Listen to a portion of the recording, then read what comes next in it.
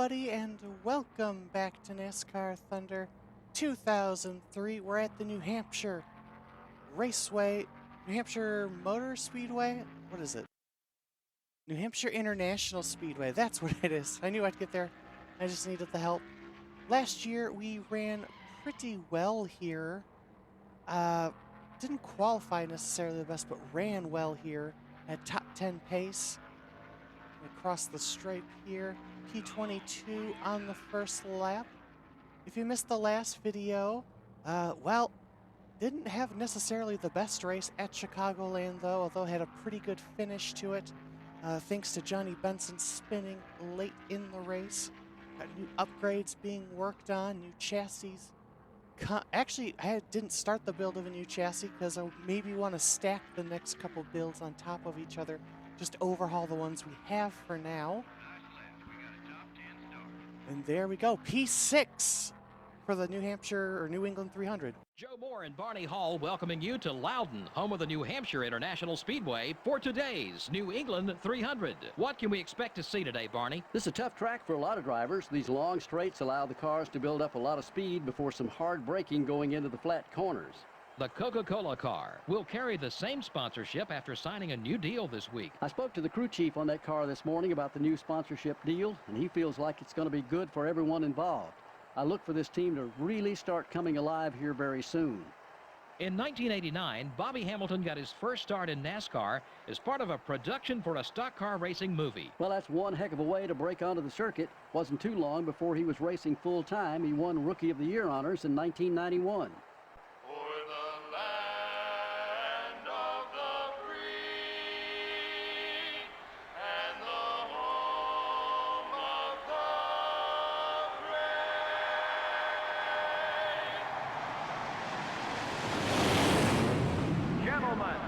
Start your engines. It's a shame MRN didn't give an attaboy to Todd Bodine. How about this? P1 for the Discover Card Ford in that Haas Carter Motorsports, I believe it was called. As we are green here at New Hampshire. Oh, Kevin, I had to slam on the brakes not to hit Kevin there. Tried entering it way too deep into the corner. Not having the run out of the corner here that is kind of usual for us, but our strength is through the corner. So you hear a bit of tire squealing going on behind us as Todd Bodine is, oh, sorry, Jeff. Car's tight, I can already tell. But I was going to say, Todd Bodine won't even get to lead. Get 5 points for his efforts for qualifying on pole. He's going to be down to P4 here. Battling for P3 with myself, but we clear him down the back straightaway here at New Hampshire.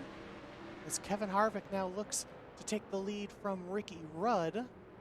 Sterling Marlin following us through on passing Todd Bodine. Marlin's going to have a look at us down the straightaway, but go down to chop off the nose here. I was on the brakes, actually had to let off the brakes for a moment for reapplying them because I thought Marlin was going to get into the back of us. Having to take my finger off the trigger for throttle as we exit turn 2 and 4, unfortunately, because of how tight the car is. So that's really hurting us down the straightaway. So, oh, Sterling gets right into the back of us, giving us a little bit of left quarter damage. It's not exactly sure when it happened. I must have missed it. I was too busy looking in the mirror. Kevin Harvick now leads. Ricky Rudd running second. Dale Jarrett, he's up to P5 now. Not sure where Junior's running, but keeping an eye on that, our championship battle as we get into the summer months here. Jarrett taking a look down to the inside of Marlin.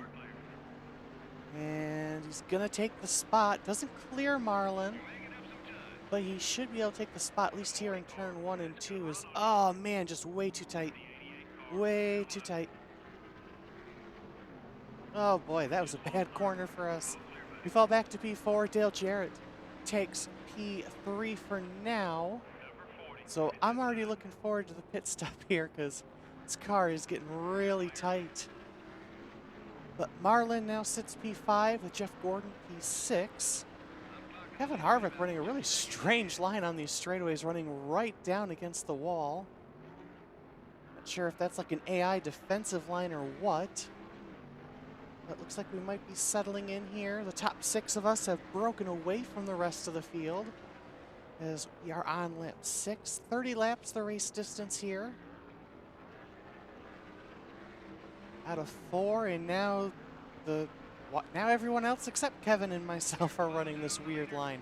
I really don't understand that line, but whatever. We'll just sit here and cruise as we get closer to pit stops.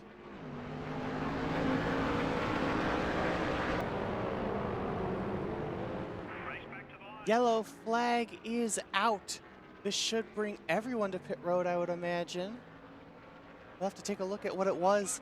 As you can see, nothing had happened for us. Dale Jarrett had taken over P2. That was a terrible replay, as unfortunately it's pole sitter Todd Bodine. A huge fall from grace on the front row to now spinning into the turn 1 and 2 wall here at New Hampshire. So we'll come down pit road. Again, everybody should pit. It would be weird if they didn't. Okay, yes, everybody's coming. Why is there wedge in there? I want wedge out. Let's loosen this car up. Pit crew, do your thing.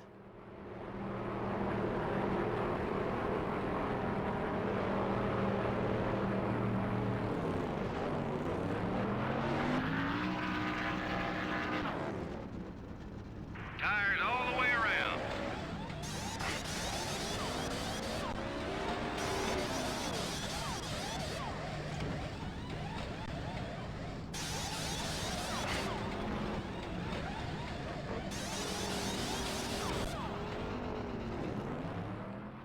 And the pit crew did in fact do their thing. We're going to get out in P3. Kevin Harvick had a disastrous time on pit road. I don't even see him in the mirror. There he is. He's behind John Andretti, I believe. So I don't know what happened there, but that was not a good pit stop for Kevin Harvick. The Roush Yates cars get out in front. We're currently sitting pretty in a P3. And hopefully those adjustments will loosen us up here. Loosened us a little bit out of turn 4, that's for sure. We're halfway. Oh! Jeff Gordon, hard contact, collects Kevin Harvick. I will take the blame, I guess. I mean, I did knock him into the wall. I didn't mean to. Of course, I didn't mean to do a lot of things in this series that I've done. But looks like everyone is okay. Whoa, Sterling!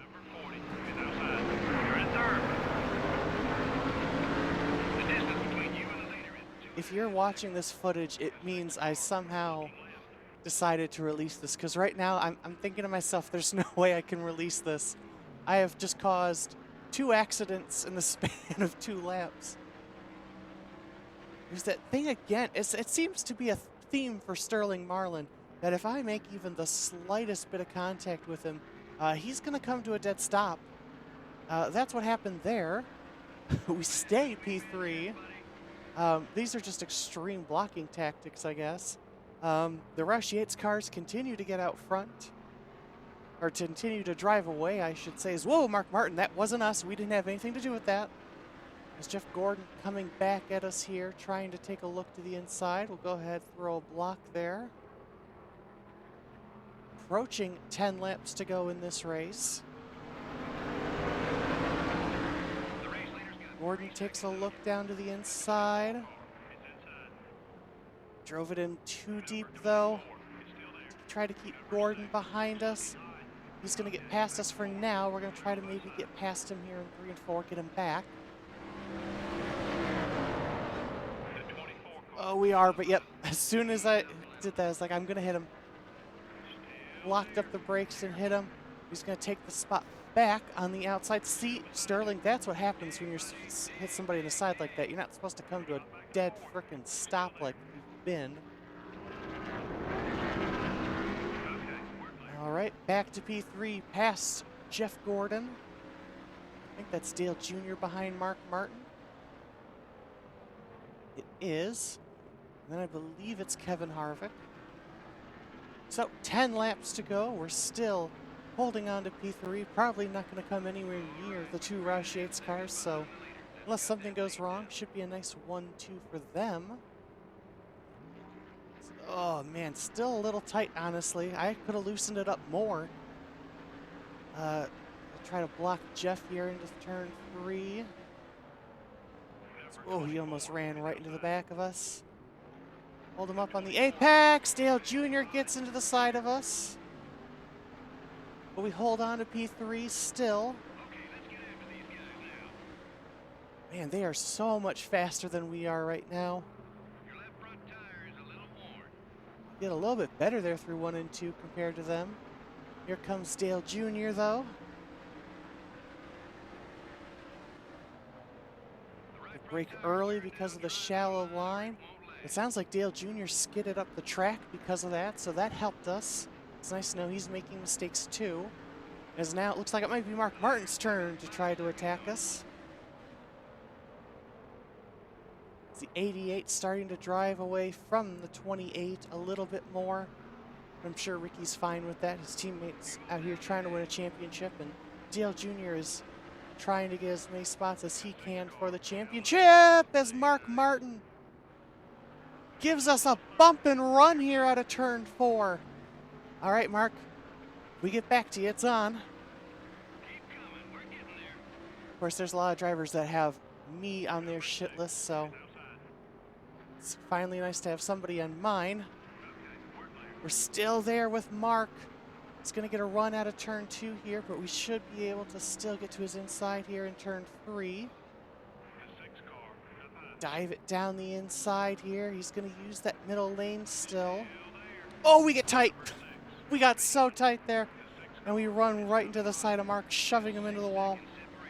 But, you know, all's fair. You hit me, I hit you. I didn't mean to hit you that way, but it's what happened.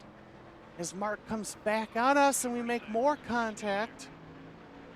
Neither one of us giving each other an inch. I'm starting to really abuse the AI, I feel like. Oh, trouble for Jeff Gordon, maybe. Is that Jeff Gordon? I think it is. I see an engine blowing, and it is. It's, in fact, the number 24 DuPont Chevrolet of Jeff Gordon. That is tough luck for Jeff, but he's still driving fast for somebody with a blown engine as he now gets down to the inside. But race over for Jeff Gordon, a top 5 finish thrown away right at the end. The engine giving on that 24.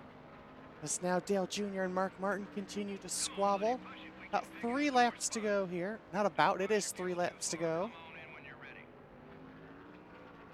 The 2 Fords still well out in front. I can't even see Jared anymore. I can still see the 28 at least. Coming to 2 to go at the line. So this is a good race for us. A solid top 5 here. Should help us rebound after a disappointing Chicagoland.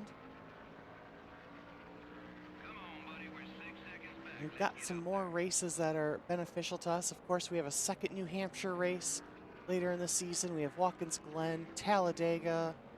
That wasn't good. We have, I'm hoping Bristol will be better for us. We're going to have Martinsville. So a lot of tracks that we should be running well at in the second half. But there are some other tracks I'm worried. I'm worried about Michigan 2. Pocono we seem to have an up and down relationship with, so hopefully that'll go well. But we'll just have to see as brake a little too late there into the corner, overdrive it a little, just need to try to stay ahead of the number 8 Budweiser Chevy. So Dale Jarrett takes another victory this season. His teammate Ricky Rudd's going to come home P2, but Pontiac will round out the podium here, as we're going to take home a very solid P3 after starting P6. We continue to be moving in the right direction in a lot of areas. So it's just a matter of time for those other tracks to start treating us right as well. The yellow didn't wave as much as usual. Well, I'd say the fans would probably have liked to see more excitement. I'm sure the drivers, on the other hand, were happy about the low number of caution flags. This has been NASCAR Winston Cup Racing, brought to you by EA Sports and MRN. Next up is Pocono. P3 in that race paid about just as much as winning some other races. So that was a good payday for us. We very much needed that. Taking a quick look at the standings, we are P12, Newman ahead, and then Kevin Harvick, the target after that. Dale Jarrett now 147 behind Dale Jr. So Pocono 2 is up next. In fact, let's take a look at the schedule. Then we're off to Indianapolis, Watkins Glen, and back to Michigan. We're in the second half of the season. It is starting to ramp up, and we're getting more and more upgrades on the car. So you're not going to want to miss any episode coming up. So get subscribed to make sure you do not miss a single video. If you enjoyed this video, be sure to leave a like. Thank you guys so much for watching, and I'll see you in the next video. Bye!